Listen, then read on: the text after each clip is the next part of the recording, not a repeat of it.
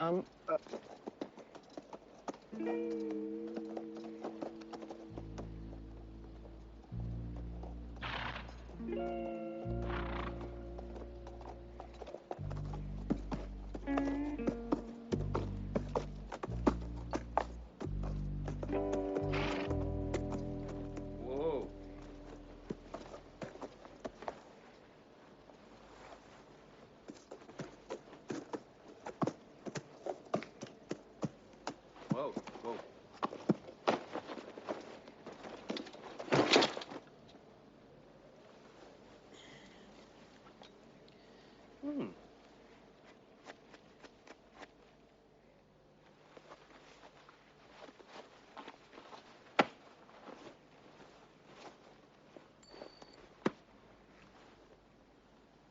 Heads.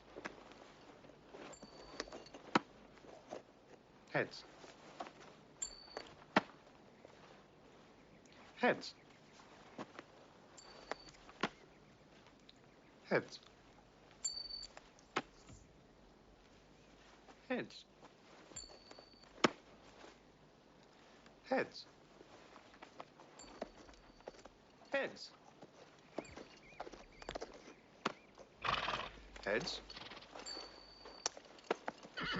Heads. Heads. Heads.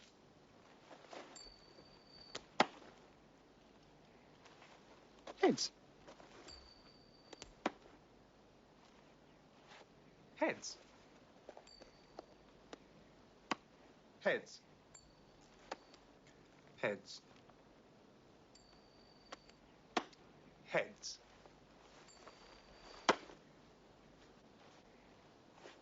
Heads. Heads. Heads.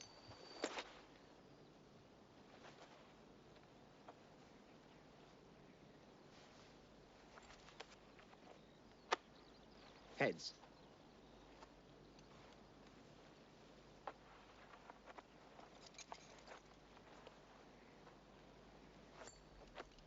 Bet. Heads I win.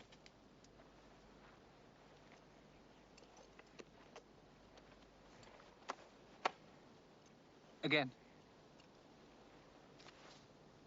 Heads.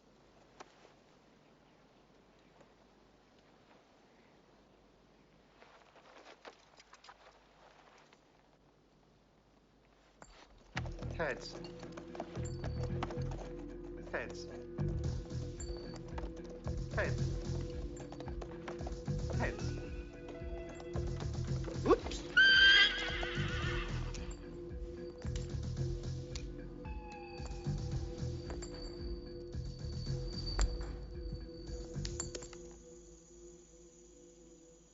It must be indicative of something besides the redistribution of wealth.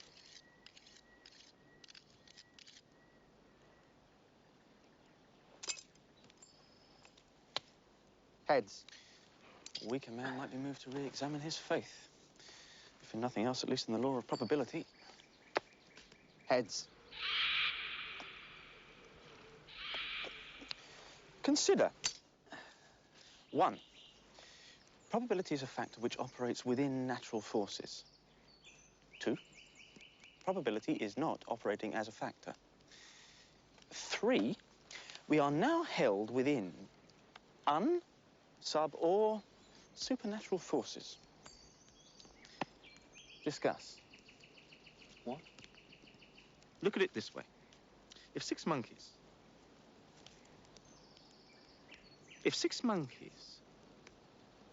The law of averages, if I've got this right, means that if 6 monkeys were thrown up in the air long enough, they would land on their tails about as often as they would land on their... Heads. Getting a bit of a bore, isn't it? A bore? Well... What about the suspense? What suspense? It must be the law of diminishing returns. I feel the spell about to be broken.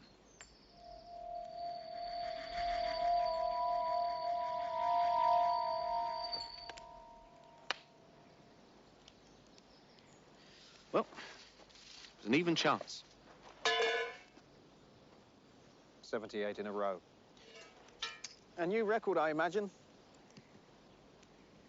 Is that what you imagine? A new record? Well, No questions, not a flicker of doubt. I could be wrong. No fear? Fear? Fear. 79.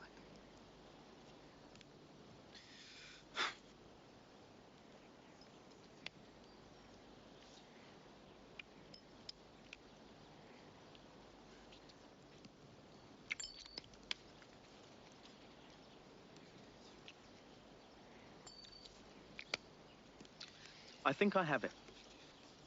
Time has stopped dead. The single experience of one coin being spun once has been repeated 156 times. On the whole, doubtful. Or a spectacular vindication of the principle that each individual coin spun individually is as likely to come down heads as tails, and therefore should cause no surprise each individual time it does. Heads. I've never known anything like it. He's never known anything like it. But he has never known anything to write home about, therefore it is nothing to write home about.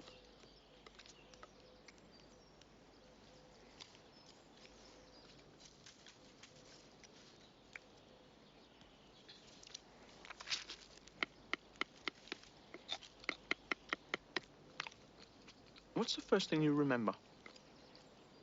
Well, let's see. First thing that comes into my head, you mean? No. The first thing you remember. Ah. No. It's no good. It's gone. It's a long time ago. You don't get my meaning. What's the first thing after all the things you've forgotten? Oh, I see.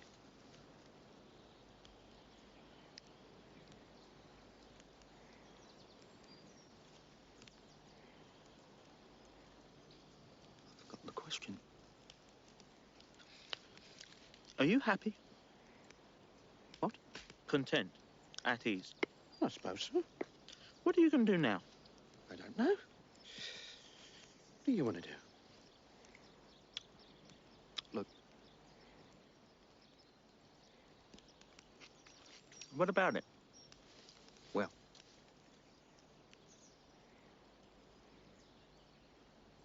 We have been spinning coins together since, I don't know when. And in all that time, if it is all that time, 157 coins spun consecutively have come down heads 157 consecutive times, and all you can do is play with your food. Wait a minute.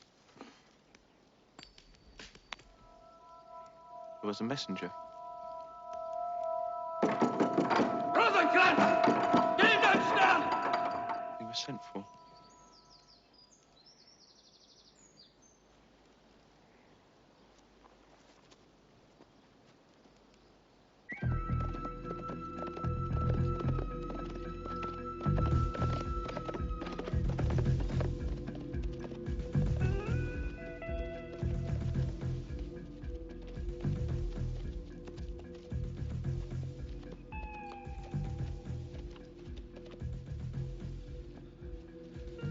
Another curious scientific phenomenon is the fact that the fingernails grow after death, as does the beard. What? Beard. But you're not dead. I didn't say they only started to grow after death. The fingernails also grow before birth, though not the beard. What? Beard? What's the matter with you? The toenails, on the other hand, never grow at all. Toenails on the other foot never grow at all. No. Do you remember the first thing that happened today? Well, I woke up, I suppose.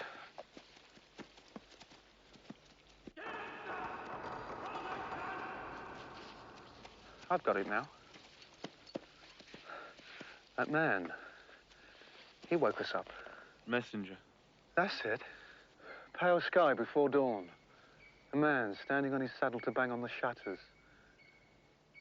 But then he called our names. You remember? That man woke us up. We were sent for. That's why we're here. Travelling. A matter of extreme urgency. A royal summons, his very words. Official business, no questions asked. Up we get and off at the gallop, fearful lest we come too late. Too late for what? How would I know? We haven't got there yet.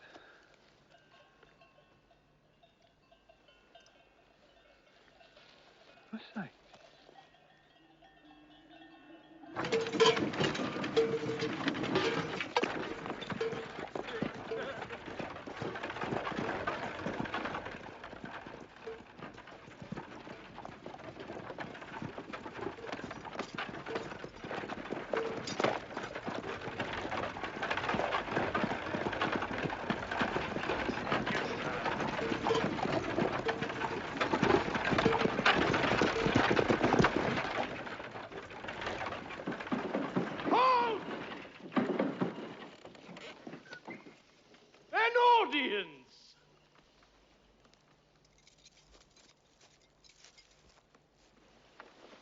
Don't move!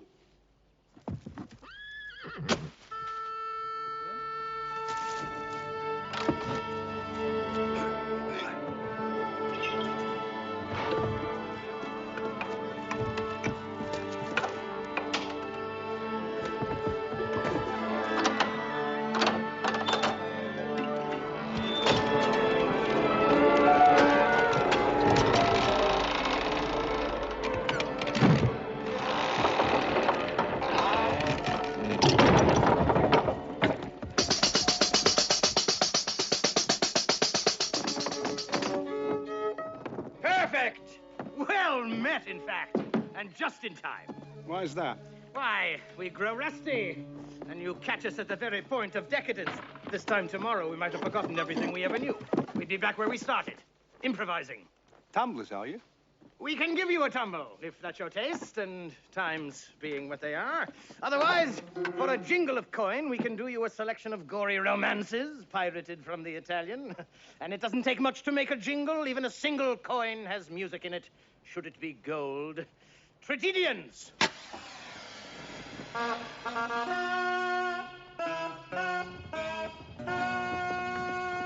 At your command. My name is Guildenstern, and this is Rosencrantz. I'm sorry. His name is Guildenstern, and I'm Rosencrantz. We've played to bigger, but quality counts for something. Tragedians. What exactly do you do? Tragedy, sir. Deaths and disclosures, universal and particular. Denouement. Transvestite melodrama. We transport you back into a world of intrigue and illusion. Clowns, if you like.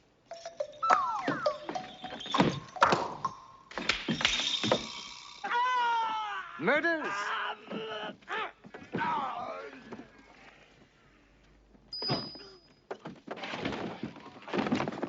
We can do you ghosts. And battles.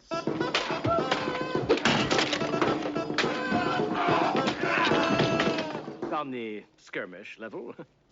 Heroes, villains, tormented lovers. Set pieces in the poetic vein. We can do you rapiers, or rape, or both. By all means, faithless wives and ravished virgins. Flagrante delicto. At a price for which there are special terms. It costs little to watch, and little more to get caught up in the action, if that's your taste, and times being what they are. What are they? Indifferent. Bad? Wicked. See anything you like? A lucky thing we came along. For us? Also for you. For some, it is performance. For others, patronage. They are two sides of the same coin, or being as there are so many of us, the same side of two coins. It was luck, then. Or fate. Yours or ours? Could hardly be one without the other. Fate, then. You said... caught up in the action? I did. I did. You're quicker than your friend. For a handful of coin, I happen to have a private and uncut performance of the rape of the Sabine women. Or rather, woman. Or rather, Alfred. And for 8, you can participate.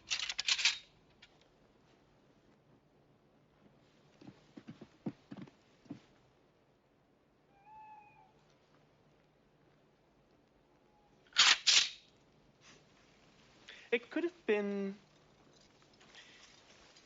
It didn't have to be obscene. I was prepared. But it's this, is it? No enigma, no dignity, nothing classical or poetic. Only this. A comic pornographer and a rabble of prostitutes. You should have caught us in better times. We were purists then. Excuse me. Alfred. You're not exclusively players, then? We are inclusively players, sir. I had no idea. No. I mean, I've heard, but I've never actually seen. No. I mean, what exactly do you do? We keep to our usual stuff, more or less, only inside out. We do on stage the things that are supposed to happen off, which is a kind of integrity if you look on every exit as an entrance somewhere else. Wait a minute.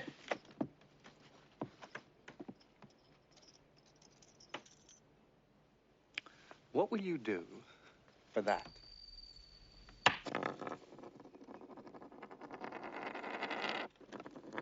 Do you know any good plays?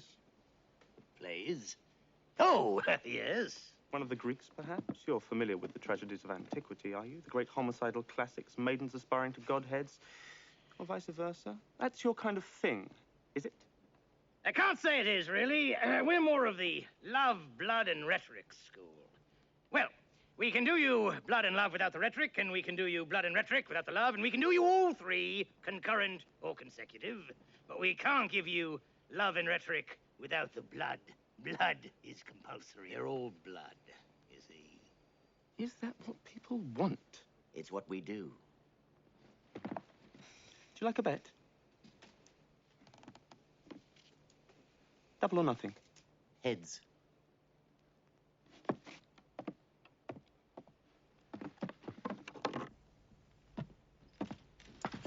Heads.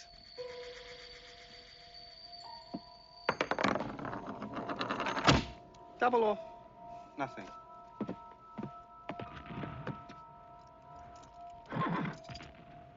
Come on. I say. That was lucky. It was tails.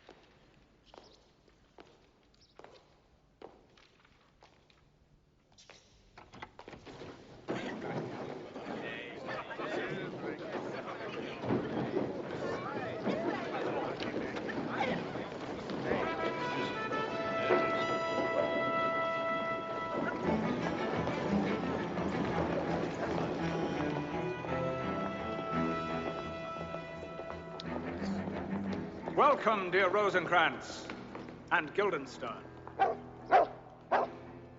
Moreover, that we much did long to see you.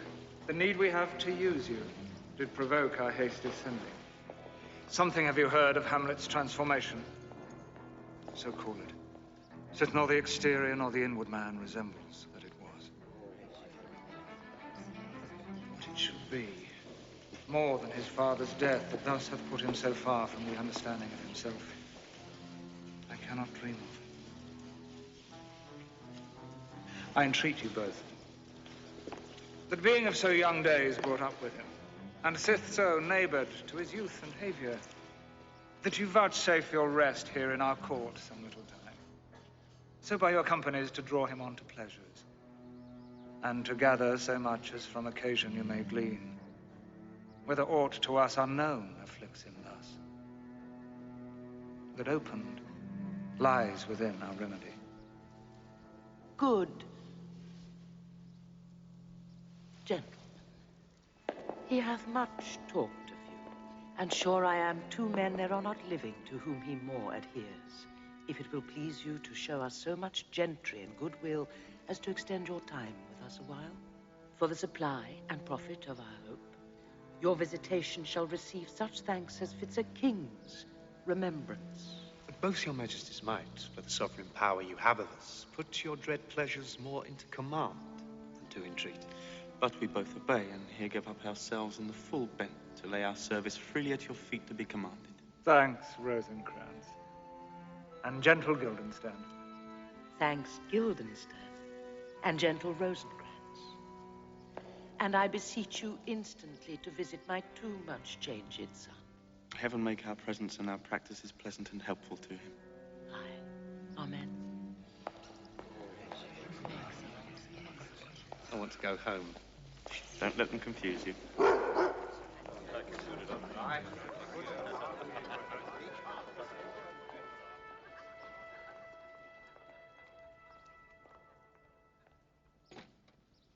We're in over our steps, heading out of depth, stepping out of our heads.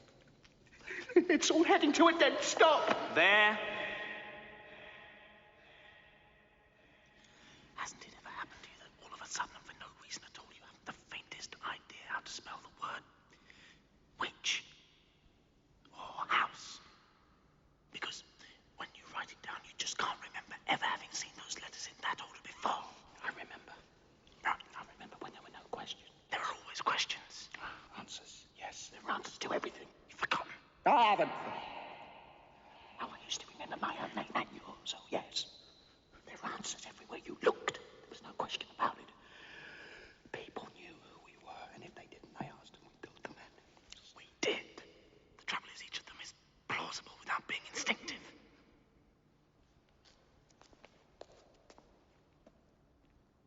Instinctive.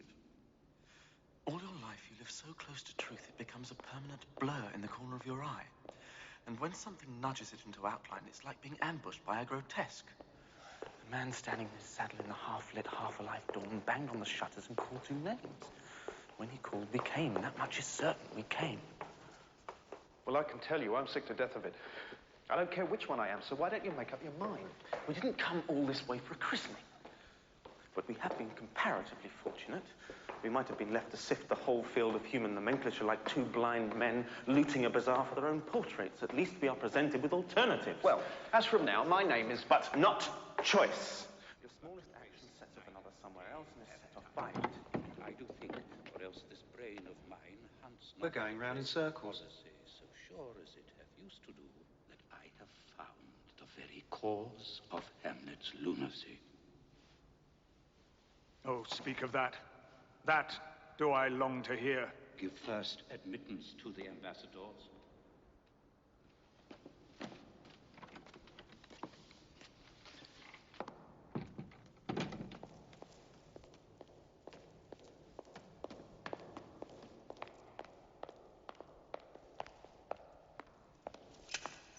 He tells me, my dear Gertrude, he hath found the head and source of all your son's distemper.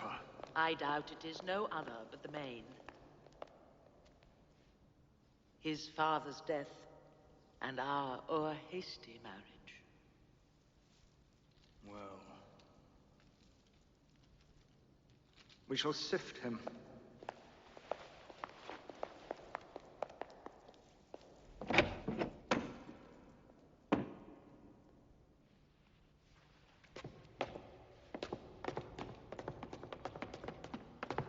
It's all right.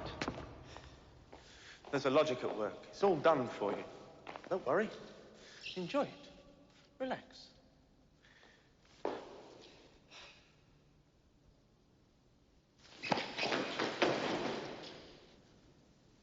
Relax. We have been briefed, have we? Hamlet's transformation, what do you recollect? Well, he's changed, isn't he? The exterior, an inward man, fails to resemble... Draw him onto pleasures, glean what afflicts him. Something more than his father's death. He's always talking about us. There aren't two people living whom he dotes on more than us. We cheer him up, find out what's the matter. Exactly. It's just a matter of asking the right questions and giving away as little as we can. And then we can go? And receive such thanks as fits a king's remembrance. Oh, I like the sound of that. What do you think she meant by remembrance? He doesn't forget his friends. Would you care to estimate? Some kings tend to be amnesiac, others the opposite, I suppose. Whatever that is. How much? Elephantine. How much? Retentive. He's a very retentive king. A royal retainer. What are you playing at? Words. Words. They're all we have to go on.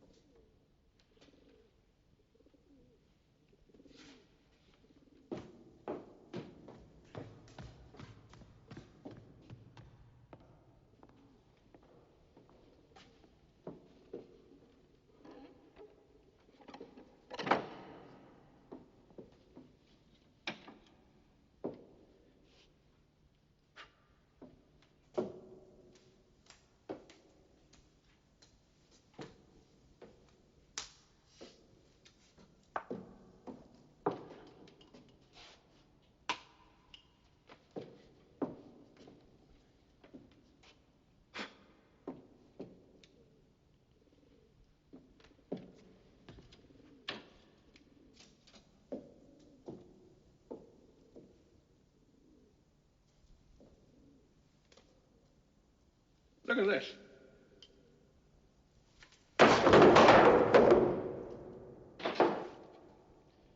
Leave things alone. Sorry.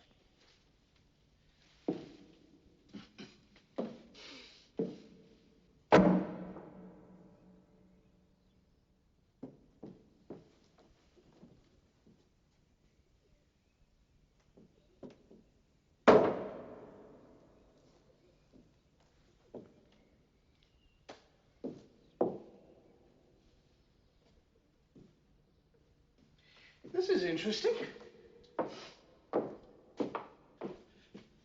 You would think this would fall faster than this, wouldn't you?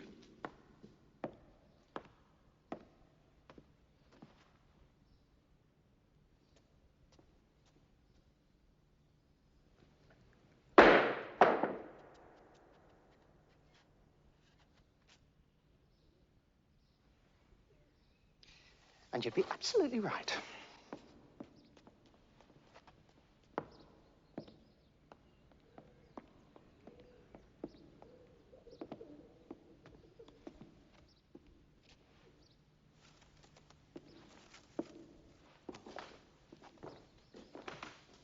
Fancy a game? We're spectators. Do you want to play questions?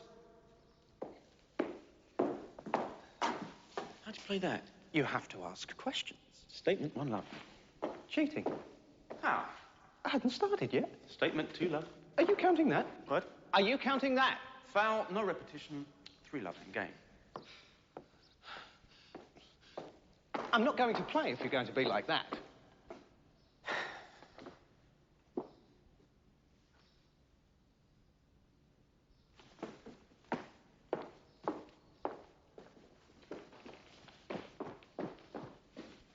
Who serve? Hesitation, love, one. Who's go? Why? Why not? What for? No! No synonyms. One all. What in God's name is going on? Foul, no rhetoric, 2-1. What does it all add up to? Can't you guess? Are you addressing me? Is there anyone else? Who? How would I know? Why do you ask? Are you serious? Was that rhetoric? No! Statement 2 all game point. What's the matter with you today? When? What? Are you deaf? Am I dead? Yes or no? Is there a choice? Is there a God? Foul! No non sequiturs. 3-2-1, game all.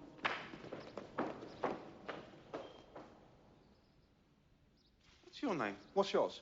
You first. Statement. One love. What's your name when you're at home? What's yours? When I'm at home? Is it different at home? What home? Haven't you got one? Why do you ask? What are you driving at? What's your name? Repetition. 2 love. Match point. Who do you think you are? Rhetoric. Game and match. Match.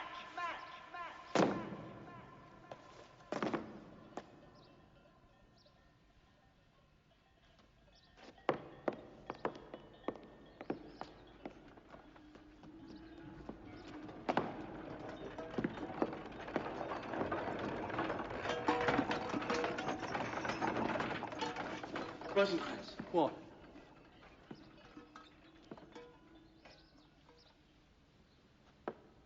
There. How was that? Clever. Natural? Instinctive. Now I'll try you. Not yet. Catch me unawares. Right. No. Me. Unawares.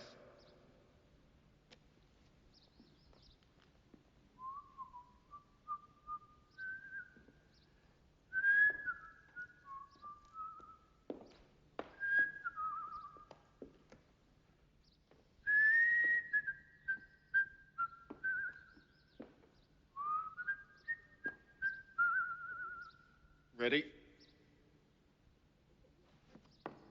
Never mind.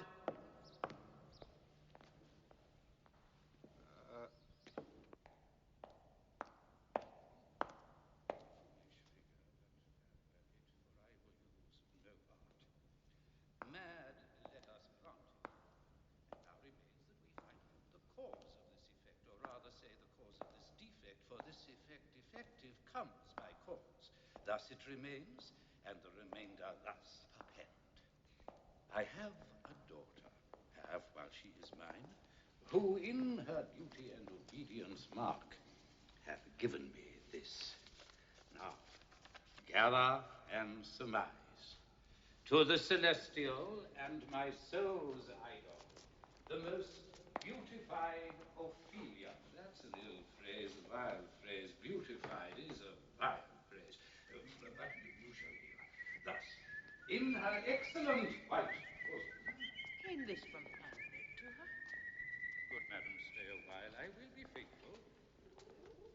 Doubt thou that the stars are fire. Doubt that the sun doth move. Truth to be a liar, but never thou.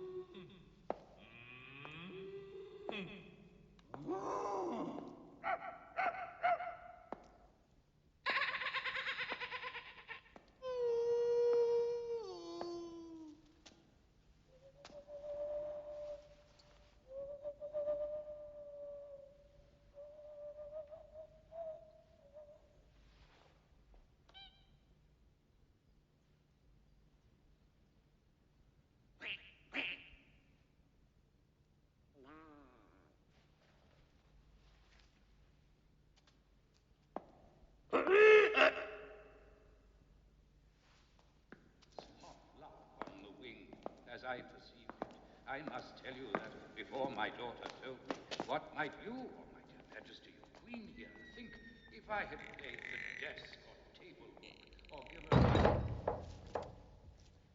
dumb or looked upon this love with idle sight? What might you think? No, I went round to work, and my young mistress thus I did bespeak. Lord Hamlet is a prince out of thy star. This must not be.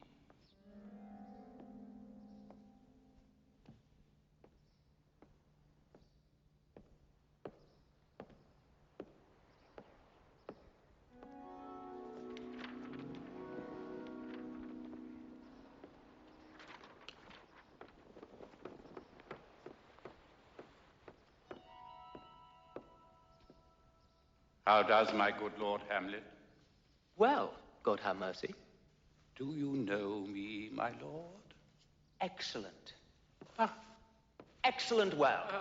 You are a fishmonger. Not I, my lord. Then I would you were so honest a man.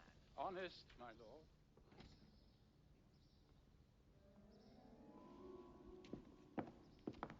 What do you read, my lord? Words. Words, words. What is the matter, my lord? Between who? I mean the matter that you read, my lord. Statement. Slanders, sir. For the satirical rogue says here that old men have grey beards, that their faces are wrinkled, their eyes purged.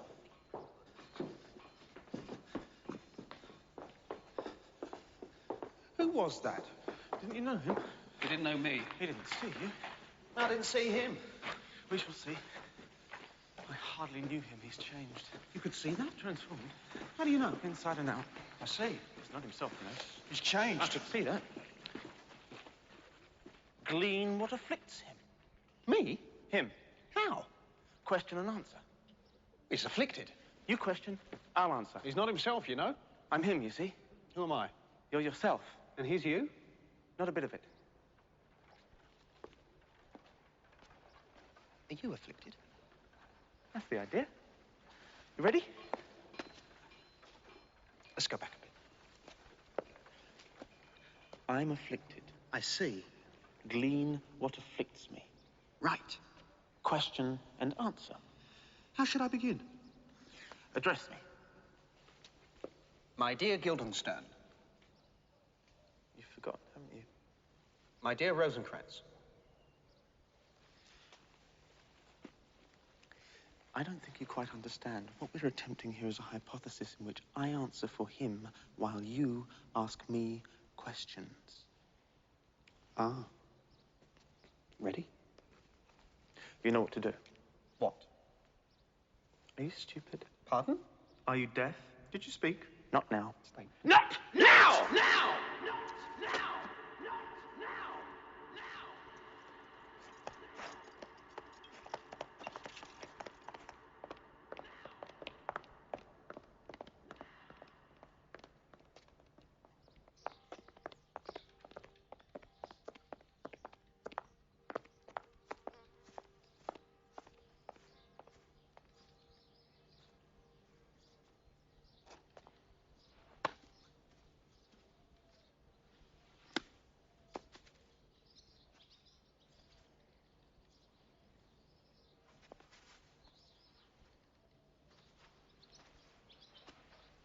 Say.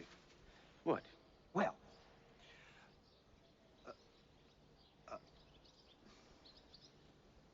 Would you like a bite?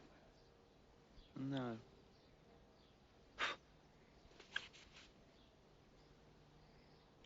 Thank you.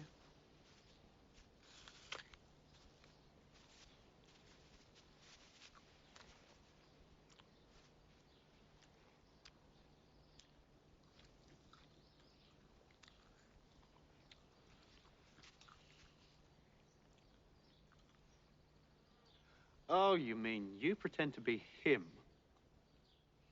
and I ask you questions. Very good. You had me confused. I could see I had. How should I begin? Address me. My honored lord. My dear Rosencrantz. Am I pretending to be you, then? Certainly not. Well, if you like, shall we continue? My honored lord. My dear fellow. How are you? Afflicted. Really? In what way? Transformed. Inside or out? Both. I see. Not much new there. Well, go into detail! Delve!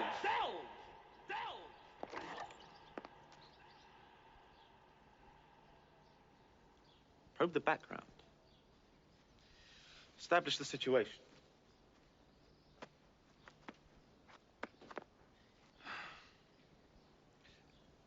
So your uncle's the king of Denmark? That's right. And my father before him. His father before him? No, my father before him. But surely... You may well ask. Let me get it straight. Your father was king, you were his only son, your father dies, you are of age, your uncle becomes king. Yes. Unusual. Undid me. Undeniably. He slipped in. Which reminds me. Well, it would. I don't want to be personal. Come on. Your mother's marriage. He slipped in. His body was still warm. So was hers. Extraordinary. Indecent. Hasty. Suspicious. Makes you think. Don't think I haven't. And with her husband's brother. They were close. She went to him. Too close. For comfort. Looks bad. Adds up. Incest to adultery. Would you go so far? Never. To sum up. Your father, whom you love, dies. You are his heir. You come back to find that hardly was the corpse cold before his young brother popped onto his throne and into his sheets, thereby offending both legal and natural practice. Now, why exactly are you behaving in this extraordinary manner? I can't imagine. And yet we were sent for.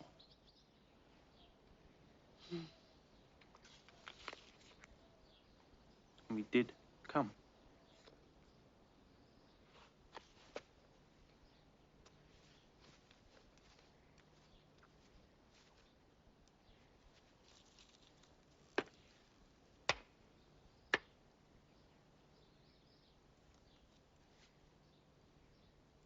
Rosencrantz? What? Guildenstern? What? Don't you discriminate at all? What? Nothing.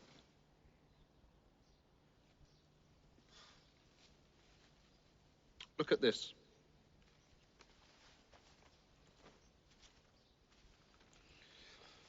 Watch closely.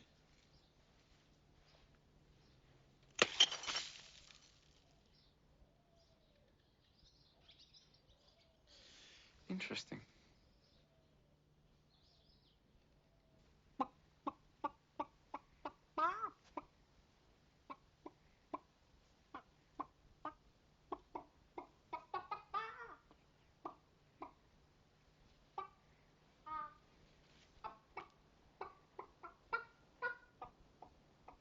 Will you walk out of the air, my lord?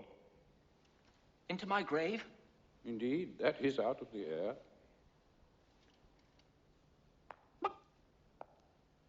My honorable lord, I will most humbly take my leave of you. You cannot, sir, take from me anything that I will more willingly part withal. Except my life. Except my life. Except my life. Fare you well, my lord. These tedious old fools. You go to seek the Lord Hamlet. There he is.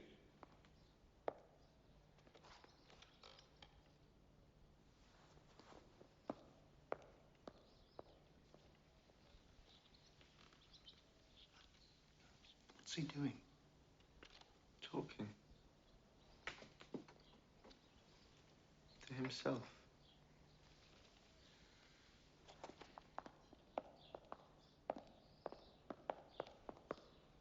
My honored lord. My most dear lord.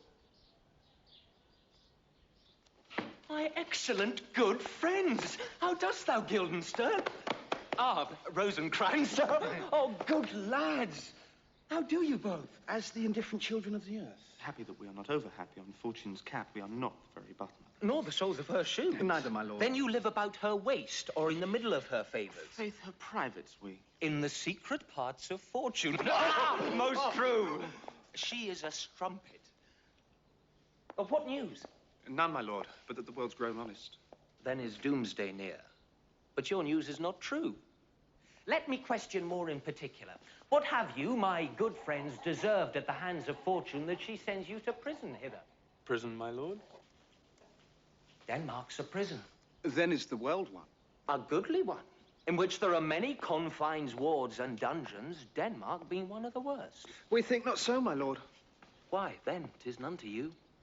For there is nothing either good or bad, but thinking makes it so. To me, it is a prison. Why then your ambition makes it one? It is too narrow for your mind. Oh, God! I could be bounded in a nutshell and count myself a king of infinite space, were it not that I have bad dreams. But in the beaten way of friendship, what make you at Elsinore? To visit you, my lord. No other occasion. Beggar that I am, I'm even poor in thanks. But I thank you. Were you not sent for?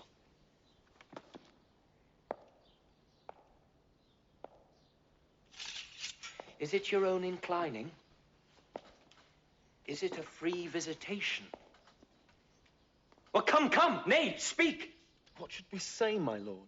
Why, anything but to the purpose. You were sent for, and there is a kind of confession in your looks which your modesties have not craft enough to colour. I know the good king and queen have sent for you. To what end, my lord? That you must teach me. Be even and direct with me whether you were sent for or no. My lord, we were sent for. Aha! I will tell you why.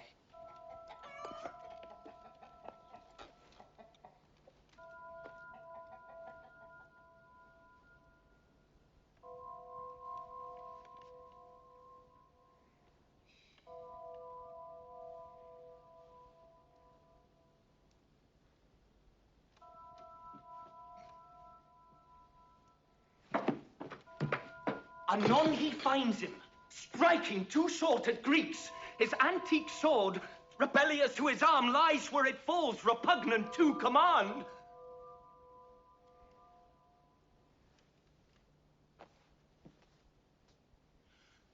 I have of late, but wherefore I know not, lost all my mirth, forgone all custom of exercises, and indeed it goes so heavily with my disposition that this goodly frame, the earth, seems to me a sterile promontory.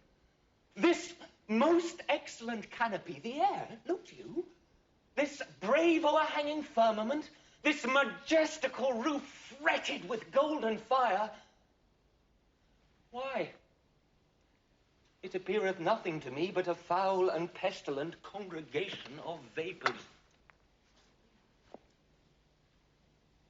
What piece of work is man? How noble in reason. How infinite in faculties. In form and moving, how express and admirable. In action, how like an angel. In apprehension, how like a god. The beauty of the world. The paragon of animals. And yet, to me, what is this quintessence of dust? Man delights not me, nor woman neither, though by your smiling you seem to say so. My lord, there was no such stuff in my thoughts. Why did you laugh then when I said man delights not me? And to think, my lord, if you delight not in man, what Lenten entertainment the players shall receive from you. We coated them on the way, and hither are they coming to offer you service. He that plays the king shall be welcome.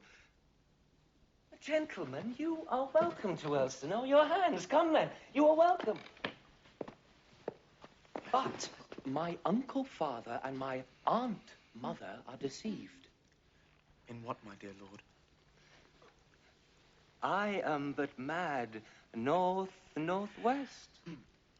When the wind is southerly, I know a hawk from a handsaw. Well be with you, gentlemen. Hark you, Guildenstern, and you too, at each ear a hearer.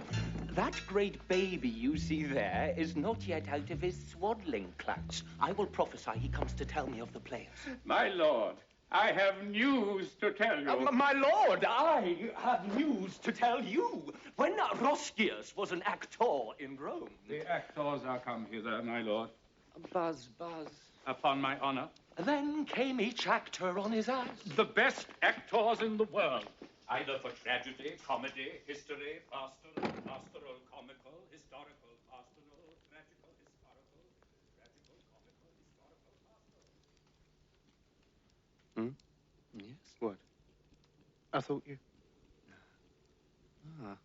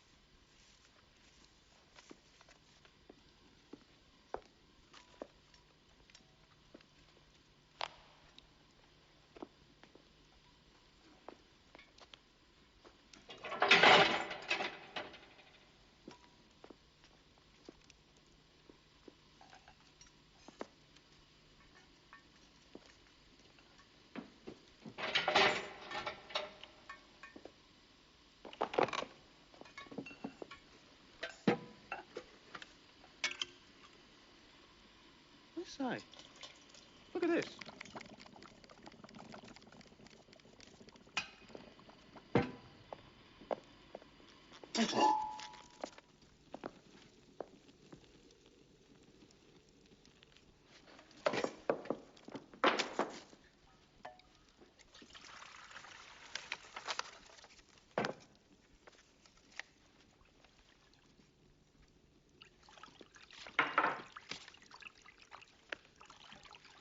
I think we can say we made some progress.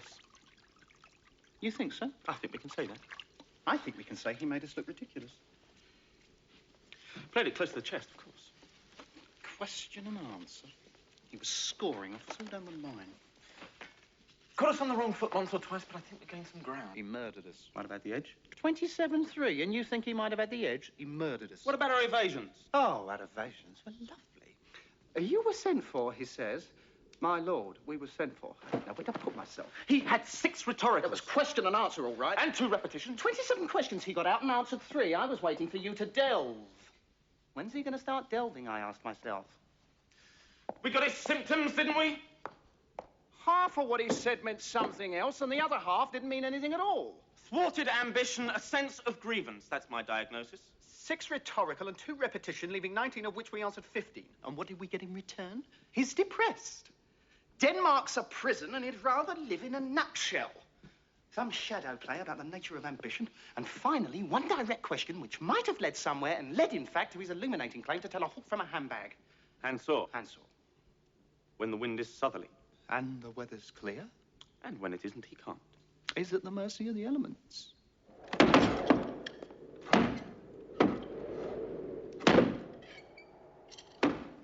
Is that southerly? We came from roughly south. Which way is that? In the morning, the sun would be easterly. I think we can assume that. That it's morning? If it is, and the sun is over there, for instance, that would be northerly. On the other hand, if it's not morning and the sun is over there, that would still be northerly. To put it another way, if we came from down there and it's morning, the sun would be up there.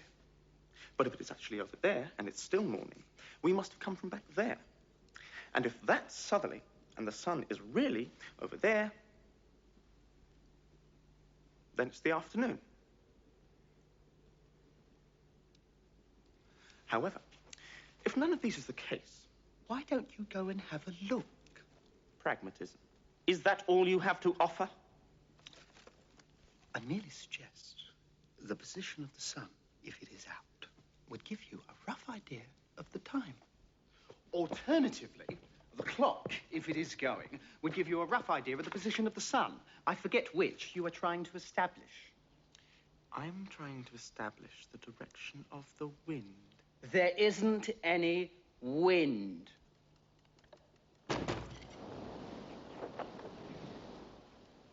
Draft? Yes.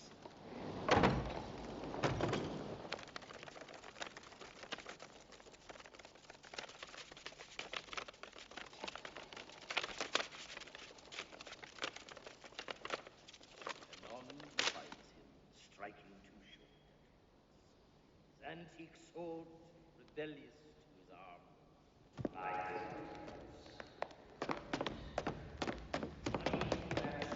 Pyrrhus set fire and triumphs, enraged, strikes wide, but with the whip and wind of his fell sword, the unnerved fodder falls.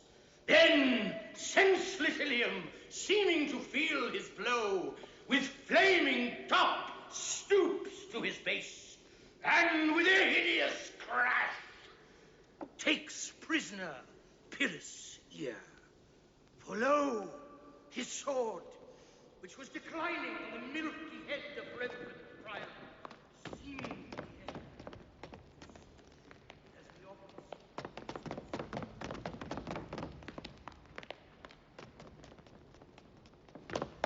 opposite. Mind the bottom step. Sorry.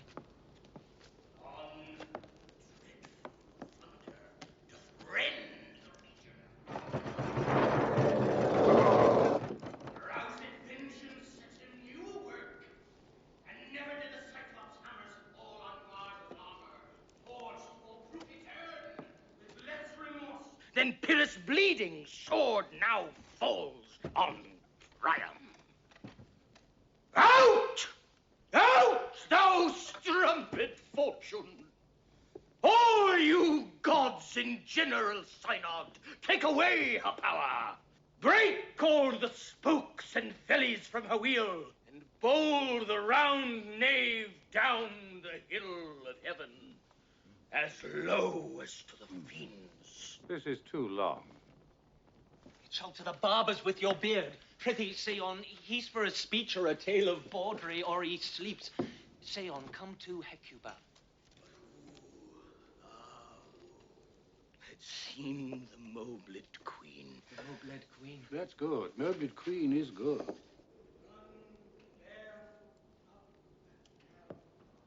This had seen his tongue venom steeped with treason. The gods themselves make malicious, immense eyes of heaven and This is interesting. It is well. I'll have thee speak out the rest of this.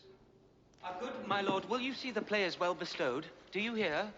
Let them be well used, for they are the abstract and brief chronicles of the time. After your death, you will then have a right epitaph, and their ill report while you live. My lord, I will use them according to their desert. Oh, God spoke him, man, much better. Use every man after his desert. Use them after your own world. The less they deserve, the more merit is in your bounty. Take them in. Come, sir. Follow him, friends. We'll hear it. Can you play the murder of Gonzago? Aye, my lord. We'll have tomorrow night. You could for a lead study a speech of some dozen or 16 lines which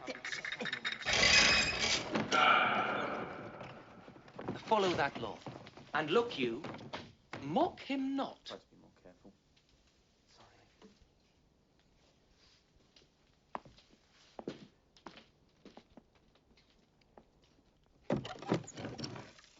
My good friends, I'll leave you till night. You are welcome to Elsinore. Good, my lord.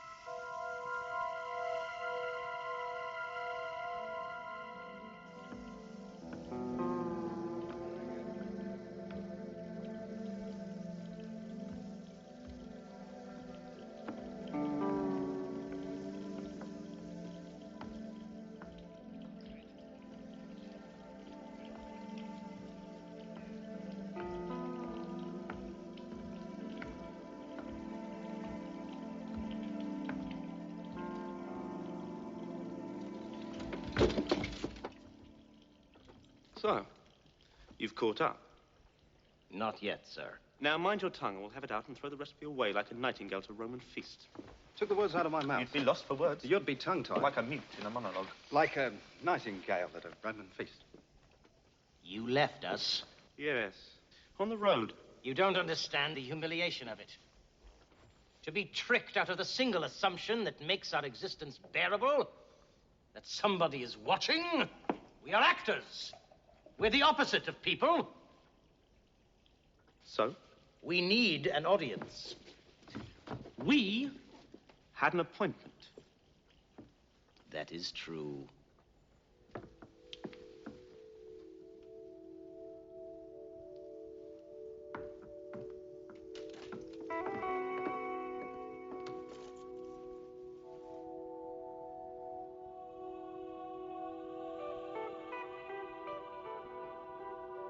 Do you know why you're here? We only know what we're told, and for all we know, it isn't even true. One acts on assumptions. What do you assume? Hamlet's not himself, outside or in. We have to glean what afflicts him. He's melancholy. Melancholy. Mad. How is he mad? Ah. How's he mad? More morose than mad, perhaps. Melancholy. Moody. He has moods. Of moroseness. Madness. And yet? Quite. For instance. He talks to himself, which might be madness. If he didn't talk sense, which he does. Which suggests the opposite. Of what? I think I have it. A man talking sense to himself is no madder than a man talking nonsense not to himself.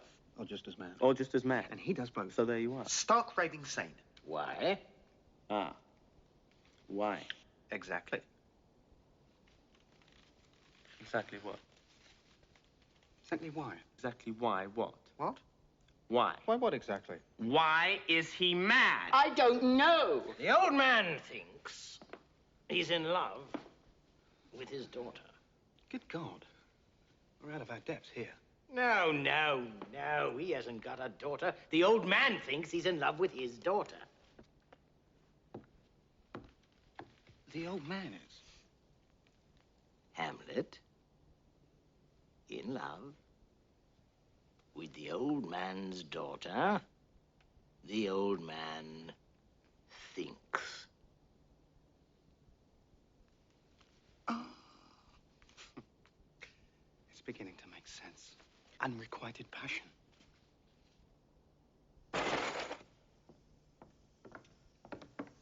Where are you going?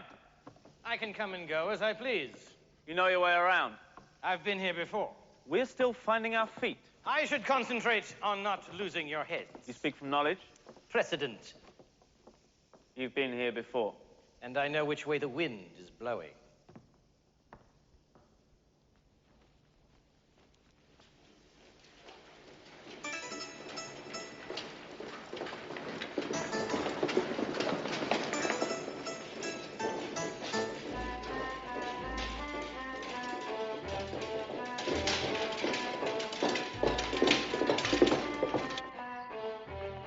Wait. Back.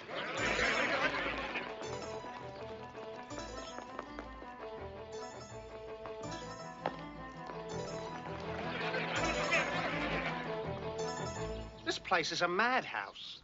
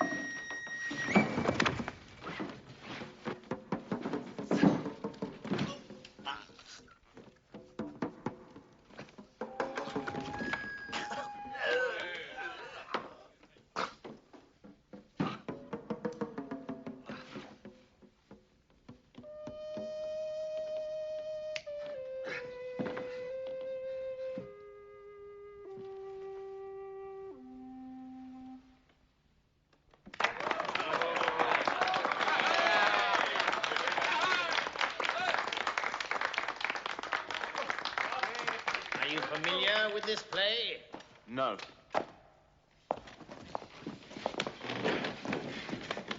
A slaughterhouse. 8 corpses, all told. 6. 8. What are they? They're dead.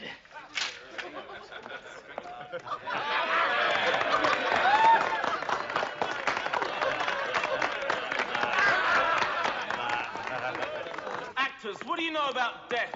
The mechanics of cheap melodrama. Cheap melodrama? Doesn't bring death home to anyone. Not at home to anyone. Shut up. Shut up. You can't do death. On the contrary, it's what we do best. We have to exploit whatever talent is given to us, and our talent is for dying. We can die heroically, comically, ironically, sadly, suddenly, slowly, disgustingly, charmingly, or from a great height. Audiences know what to expect, and that is all they are prepared to believe in.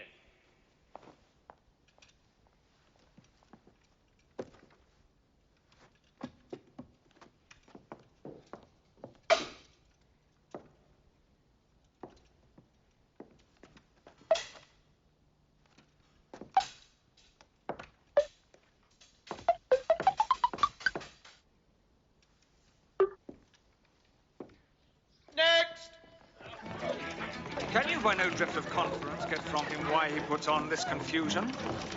He does confess it. He feels himself distracted. But from what cause he will by no means speak.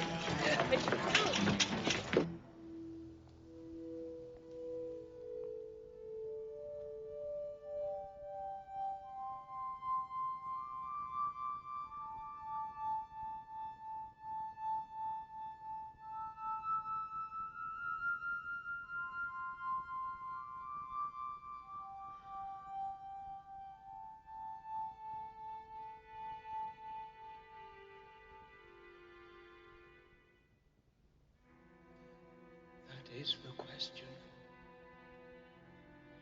Did he receive you well? Most like a gentleman, but with much forcing of his disposition.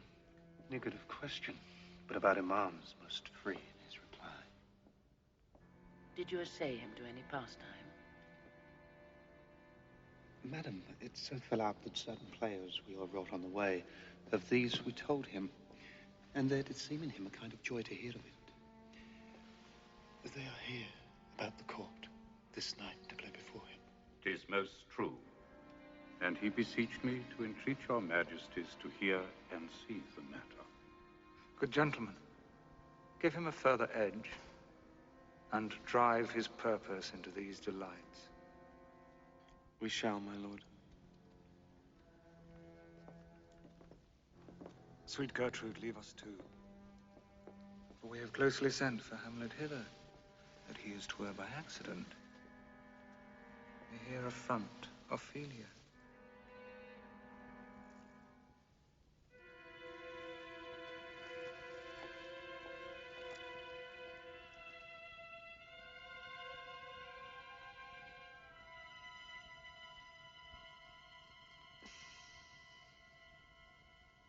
Do you ever think of yourself as actually dead, lying in a box with a lid on it? No. Nor do I, really. Silly to be depressed by it. I mean, one thinks of it like being alive in a box. One keeps forgetting to take into account the fact that one is dead, which should make all the difference. Shouldn't it? I mean, you'd never know you're in a box, would you? It would be just like you were asleep in a box. Not that I'd like to sleep in a box, mind you. Not without any air. You'd wake up dead for a start, and then where would you be? In a box. That's the bit I don't like, frankly. That's why I don't think of it.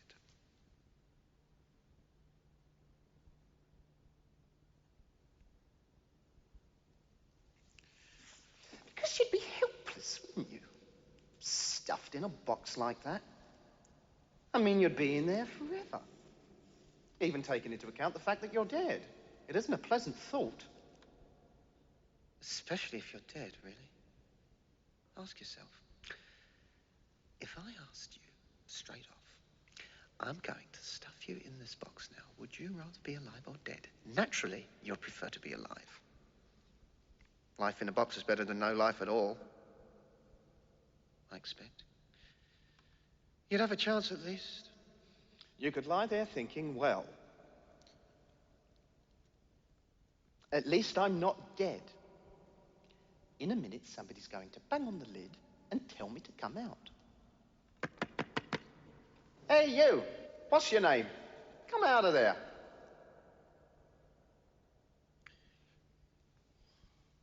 I think I'm going to kill you.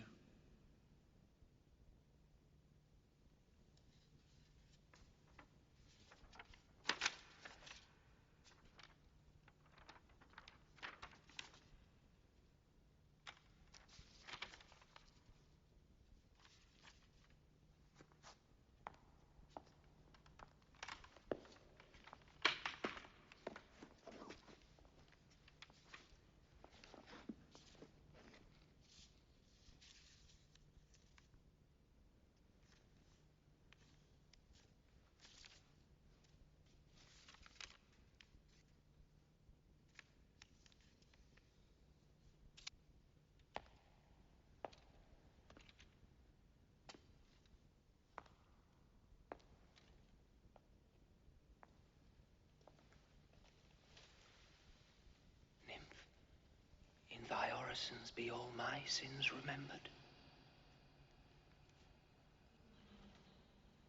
I wouldn't think about it if I were you. You'd only get depressed.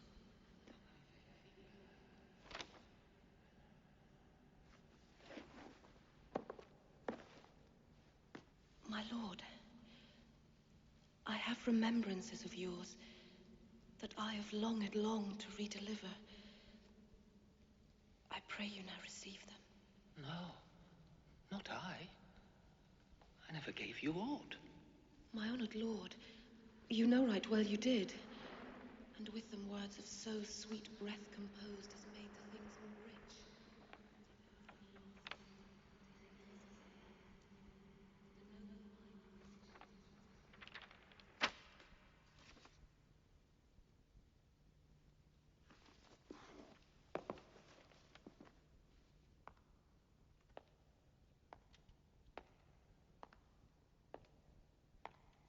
Whatever became of the moment when one first knew about death? There must have been one. A moment.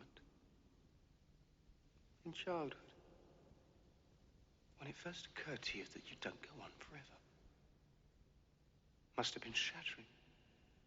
Stamped into one's memory. And yet, I can't remember it. It never occurred to me at all. We must be born with an intuition of mortality before we know the word for it, before we know that there are words. Out we come, blooded and squalling, with the knowledge that for all the points of the compass, there's only one direction, and time is its only measure.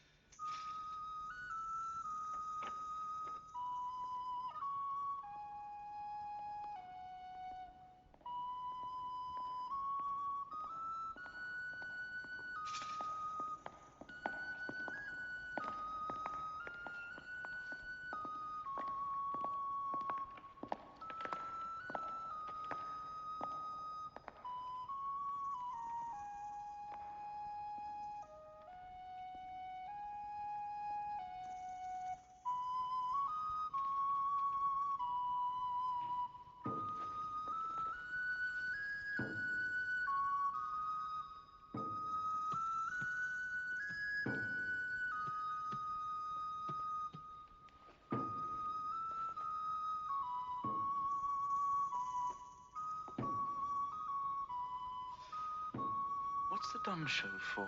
It's a device, really. Makes the action that follows more or less comprehensible. You understand, we are tied down to a language which makes up in obscurity what it lacks in style.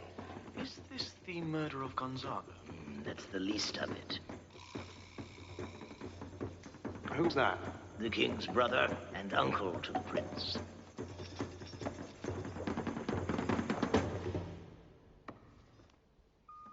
Not exactly fraternal. Not exactly avuncular, as time goes on.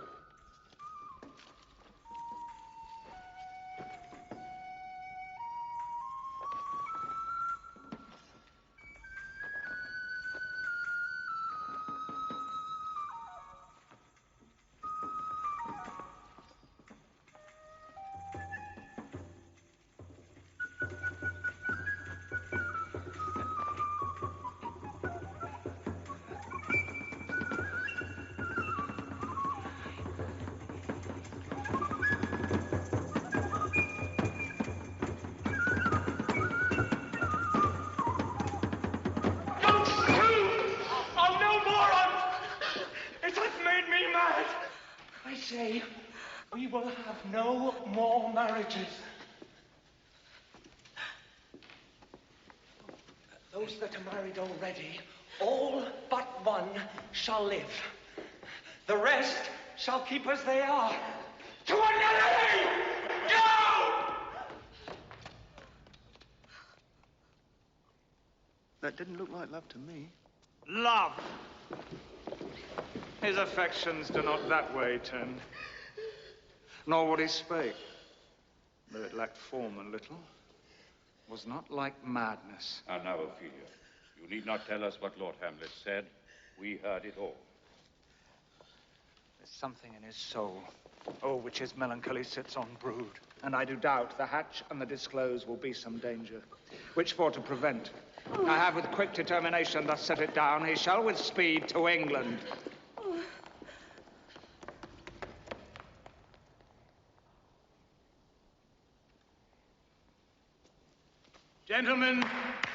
Gentlemen, it doesn't seem to be coming. We're not getting it at all. What did you think? What was I supposed to think? Wasn't that the end? You call that an ending? With practically everyone still on his feet? My goodness, no. Over your dead body. There's a design at work in all art. Surely you know that. Events must play themselves out to an aesthetic, moral, and logical conclusion. What's that in this case? It never varies. We aim for the point where everyone who is marked for death dies. Marked? Generally speaking, things have gone about as far as they can possibly go when things have got about as bad as they can reasonably get. Who decides? Decides. It is written. We are tragedians, you see. We follow directions. There is no choice involved. The bad end unhappily, the good unluckily. That is what tragedy means. Next! Having murdered his brother and wooed his widow, the poisoner mounts the throne. Here we see him and his queen give rein to their unbridled passion. Enter Lucianus, nephew to the king. Usurped by his uncle and shattered by his mother's incestuous marriage, he loses his reason, throwing the court into turmoil and disarray, staggering from the suicidal to the merely idle. He has a plan to catch the conscience of the king.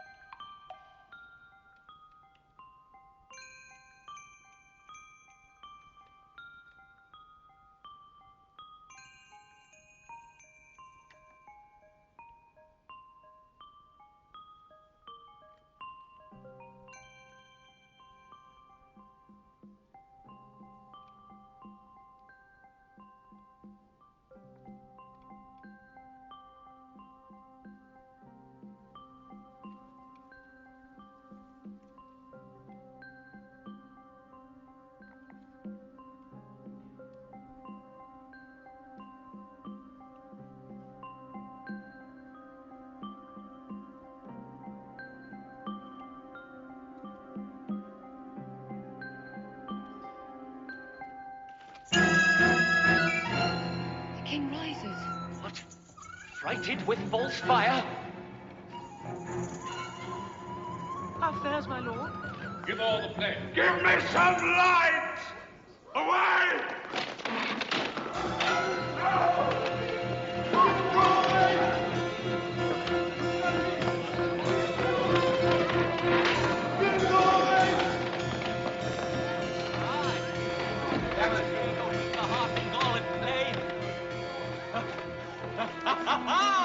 The some must watch while some must sleep. Thus runs the world away!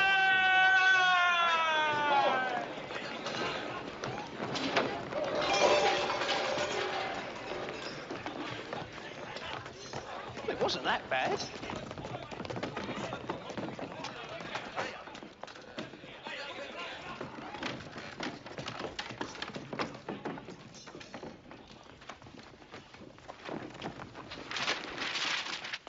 There's something they're not telling us. What? There's something they're not telling us.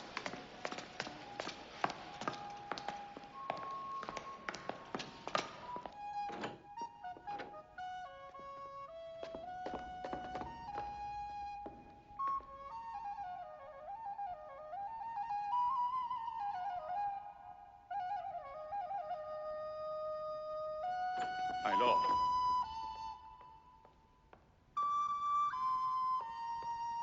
My lord.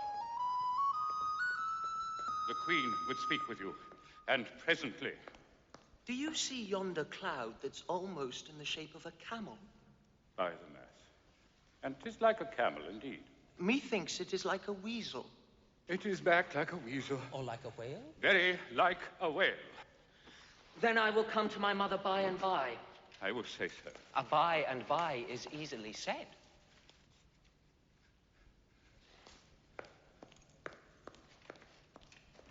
Leave me, friends.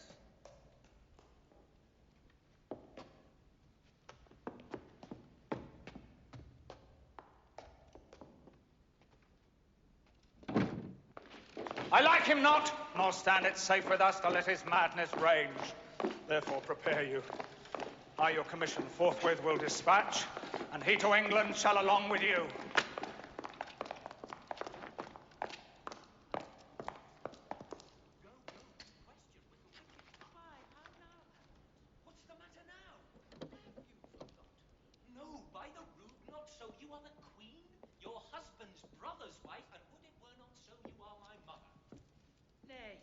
Then I'll set those to you that can speak. Come and sit you down, you shall not budge. You go not till I set you up a glass where you may see the inmost part of you. What wilt thou do? Thou wilt not murder me? Help! Help! Help! No? Help! A rat? Dead for a ducky! Dead! Oh, I'm slain! Oh, me! What hast thou done? Nay, I know not. Is it the king? What a rash and bloody deed is this? A bloody deed. Almost as bad, good mother, as kill a king and marry with his brother. As kill a king? Aye, lady, it was my word. Thou wretched, rash, intruding fool. Farewell. Is that you? I don't know. It's you. We're not dead yet, then. Well, we're here, aren't we? Are we? I can't see a thing.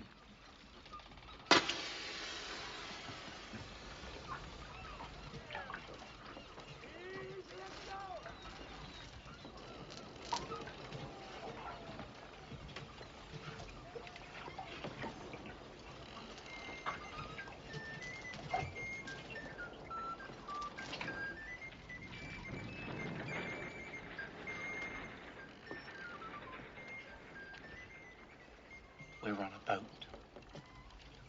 I know.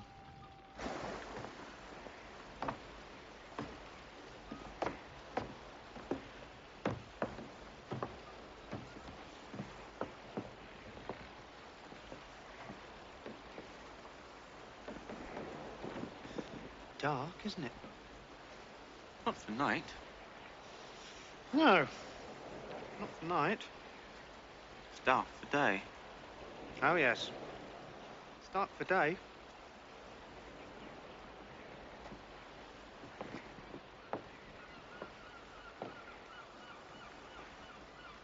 Do you think death could possibly be a boat? No, no, no. Death is not. Death isn't. Take my meaning? Death is the ultimate negative, not being. You can't not be on a boat. I've frequently not been on boats. No, no. What you've been is not on boats. I wish I was dead.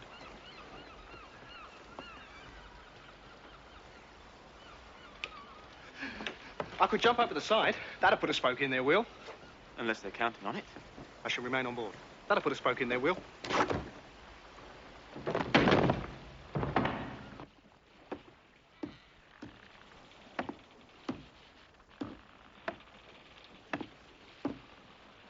You all right?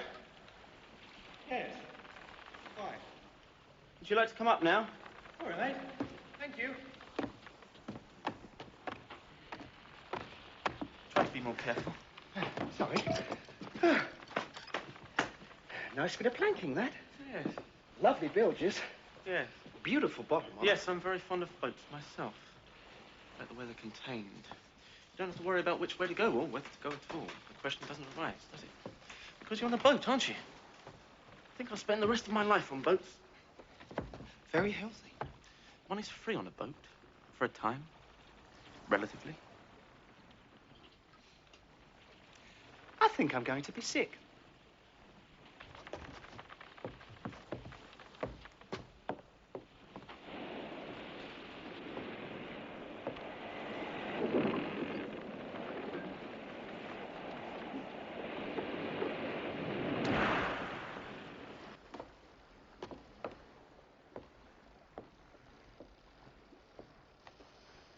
He's there. What's he doing? Sleeping. It's all right for him. What is? He can sleep. It's all right for him. He's got us now. He can sleep. It's all done for him. He's got us. We've got nothing. We've got nothing. Why don't you say something original? You don't take me up on anything. You just repeat everything I say in a different order. I can't think of anything original. I'm only good in support. I'm sick of making the running.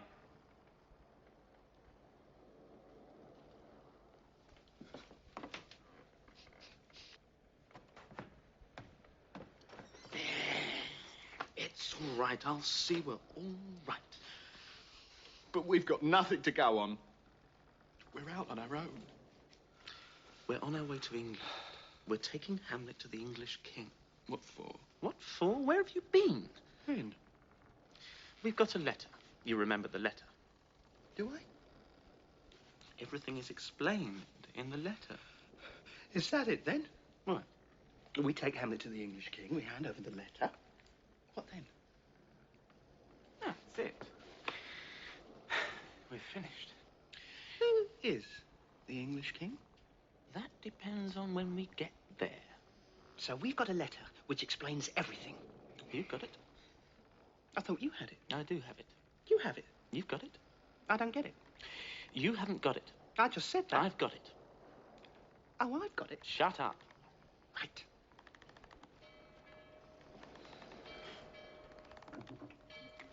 What a shambles. We're just not getting anywhere. Not even England. And I don't believe in it anyway. In what? England. Just a conspiracy of cartographers, you mean? I mean, I don't believe it. And even if it is true, the King of England won't know what we're talking about. What are we going to say? We say, Your Majesty, we have arrived. And who are you? We are Rosencrantz Guildenstern. Never heard of you. Well, when nobody's... What's your game? We have our instructions. First I've heard of it. Let me finish! We've come from Denmark. What do you want? Nothing. We're delivering Hamlet. Who's he? You've heard of him. Oh, I've heard of him, all right, and I want nothing to do with it. You march in here without so much as a bow your leave and expect me to take in every lunatic you try to pass off with a lot of unsubstantiated... We've got a letter. I see. I see. Well, this seems to support your story, such as it is. It is an exact command from the King of Denmark, for several different reasons, importing Denmark's health and England's too, that on the reading of this letter, without delay, I should have Hamlet's head cut off.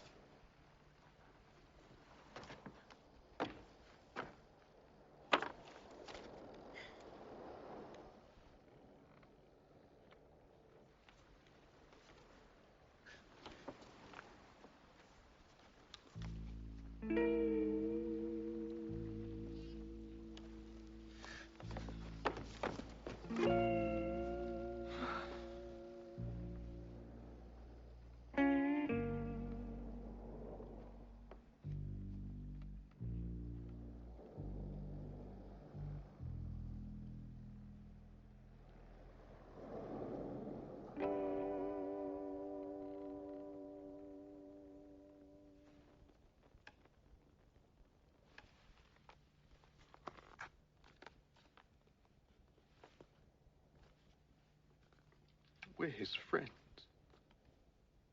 How do you know? From our young days, brought up with him. You've only got their word for it. It's what we depend on. Well, yes. And then again, no. Let's keep things in proportion. Assume, if you like, they're going to kill him. Well, he is a man, he is mortal, death comes to us all, etc. And consequently, he would have died anyway, sooner or later.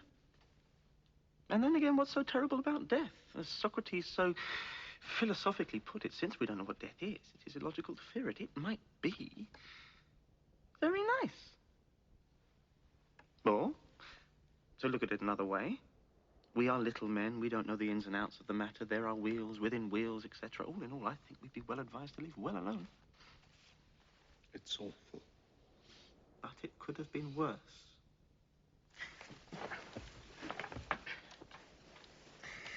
I was beginning to think it was.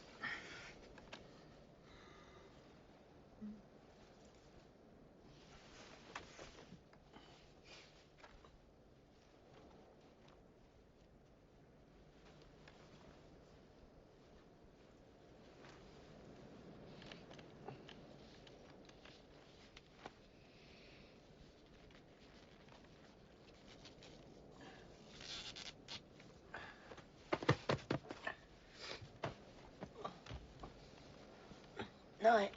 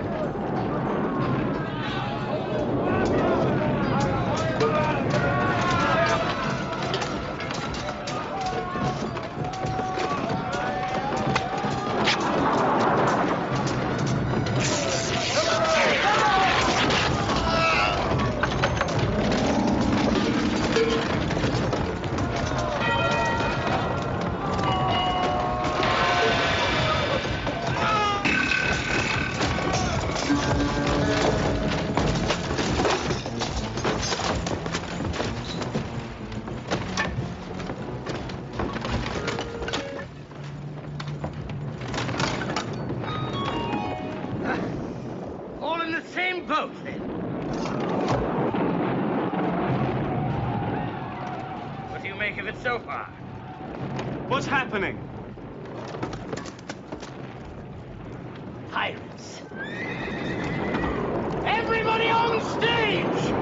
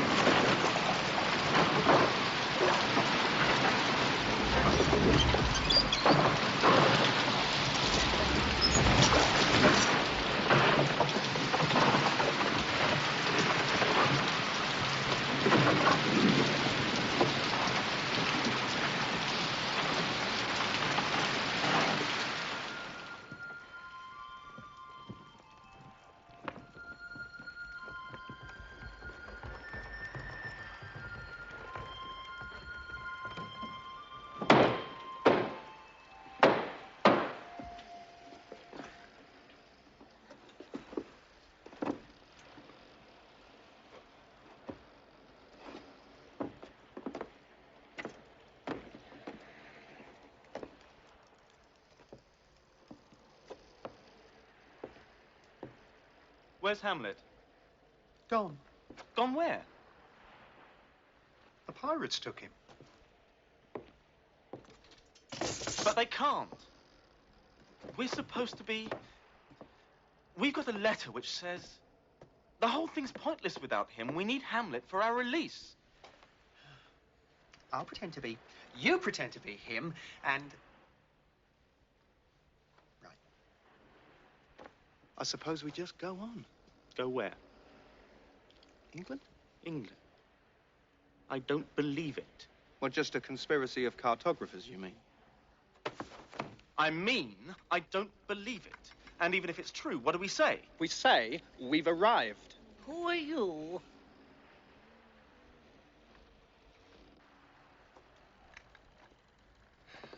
We are Guildenstern and Rosencrantz. Which is which? Well, I'm Guildenstern and he's Rosencrantz. Exactly. What does this have to do with me? You turn up out of the blue with some cock and bull story? We have a letter. A letter?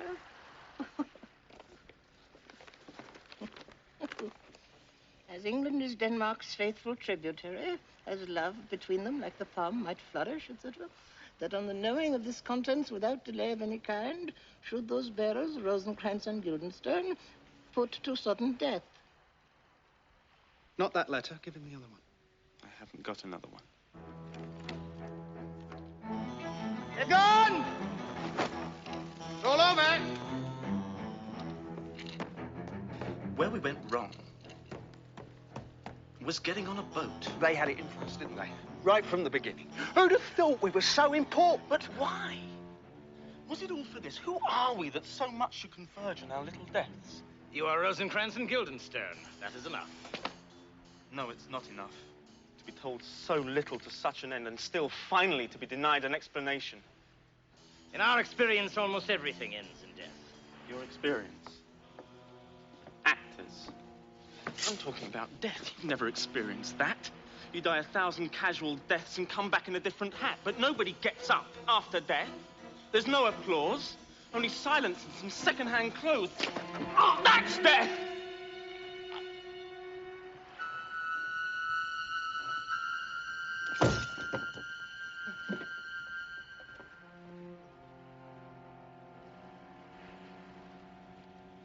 If we have a destiny, then so had he. And if this is ours and that was his, and if there are no explanations for us, then let there be none for him.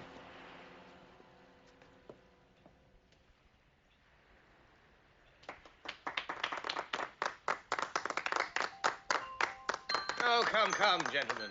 No flattery. He was merely competent. You see, it is the kind you do believe in. It's what is expected. Deaths for all ages and occasions.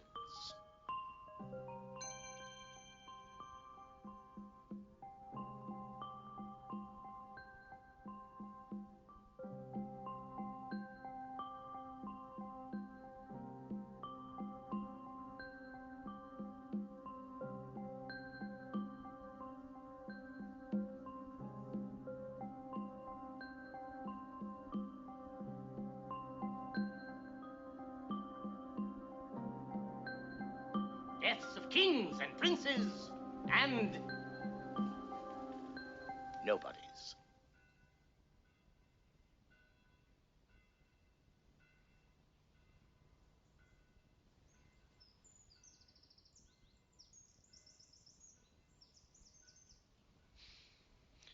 That's it then, is it? Done nothing wrong. Didn't harm anyone, did we? I can't remember. All right, then. I don't care. I've had enough. To tell you the truth, I'm relieved. There must have been a moment at the beginning where we could have said no. Somehow we missed it.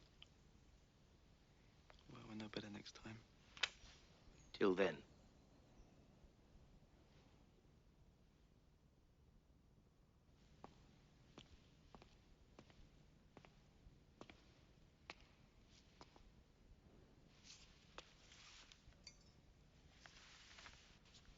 The sight is dismal. And our affairs from England come too late. The ears are senseless that should give us hearing. To tell him his commandment is fulfilled. That Rosencrantz and Guildenstern are dead.